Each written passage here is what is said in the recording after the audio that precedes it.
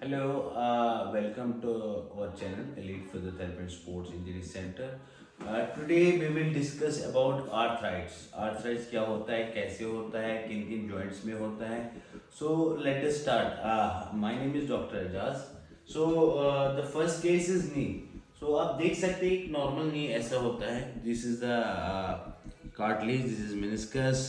ये bone होता है, bone का cartilage होता है. सो इसमें क्या होता है आर्थराइट्स में, पहले ये ऊपर से कॉन्ट्रल बोन का जो कॉन्ट्रल सरफेस होता है ये धीरे धीरे ख़राब होना शुरू होता है, क्योंकि जब ये मेनिस्कस का इनकेस टूट जाए या आपका बहुत ज़्यादा वजन है या कोई इंजरी की वजह से हो जाए या बॉडी कॉम्पनसेट कर रही है जिसकी वजह से आपका इस पर बहुत ज़्यादा दबाव होता है, तो इसके ये कॉन्ट्रल स्पेस जो ये कॉन्ट्रल सरफेस है सॉरी ये ख़राब होना शुरू होता है। फिर यही जाके धीरे धीरे धीरे धीरे बढ़ जाता है एंड यहाँ से आपका जो जॉइंट स्पेस है वो भी रिड्यूस होता है और कई बार क्या होता है कि थोड़ा सा बोन एक्स्ट्रा ग्रोथ होने लगता है, तो जो स्पर जैसा बनता है बोन का कैल्शियम एक्स्ट्रा डिपोजिशन होता है और उसकी वजह से ये कॉन्ट्रल सरफेस और ख़राब होता है और जॉइंट ख़राब होता है। इस केस में फिर नॉर्मली नी रिप्लेसमेंट का ही ऑप्शन होता है जो रिकमेंड करते हैं ऑर्थोपेडिक। बट अगर आप इस केस में अर्ली स्टेज में मिड स्टेज में हमारे पास आते हैं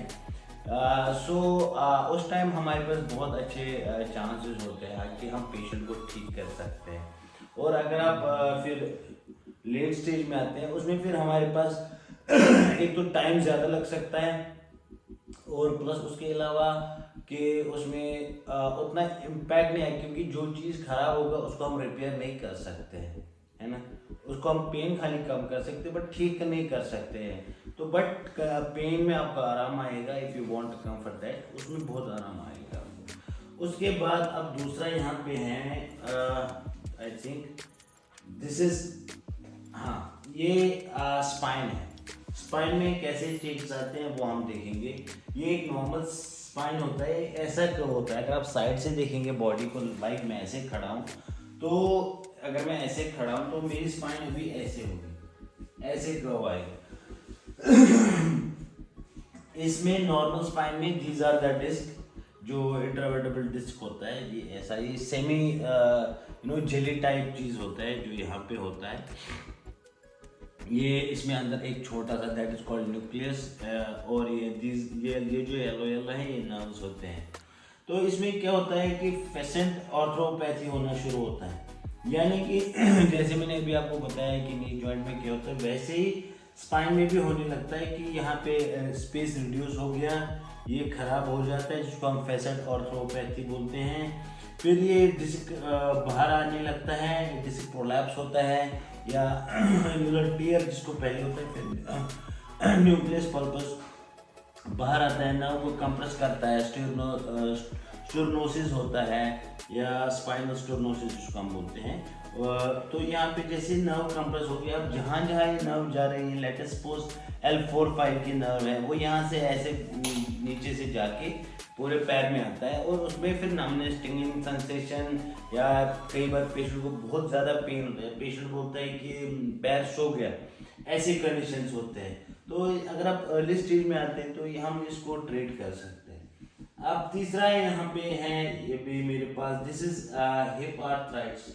हिप का जो आर्थराइट्स होता है ये ज़्यादा उन लोगों को होता है जो अल्कोहलिक होते हैं या जिनको स्टीरॉइड्स लगे होते हैं या कोई ऐसी मेडिकेशन या कुछ अननोन भी होते हैं जिसकी वजह से होता है।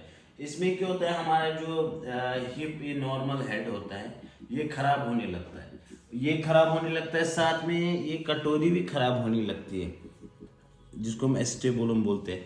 ये जब धीरे धीरे खराब होता है तो ये खराब होने शुरू होता है, तो उस कंडीशन में हमें हिप रिप्लेसमेंट करना पड़ता है। या अगर आप स्टेज 1 में है, एवियन हो गया, कुछ हो गया, एवियन भी एक कंडीशन होती है इसमें। खैर एवियन तो नहीं है, ये दूसरा चीज़ें नॉर्मल आर्थराइट्स है। एवियन में इस जगह में इसका ब्लड सर्कुलेशन कट होता है, एवेस्कुलर नेक्रोसिस हिप, जिसको हमें ग्रेड 1 ग्रेड 2 अगर है तो हम उसको ठीक कर सकते हैं।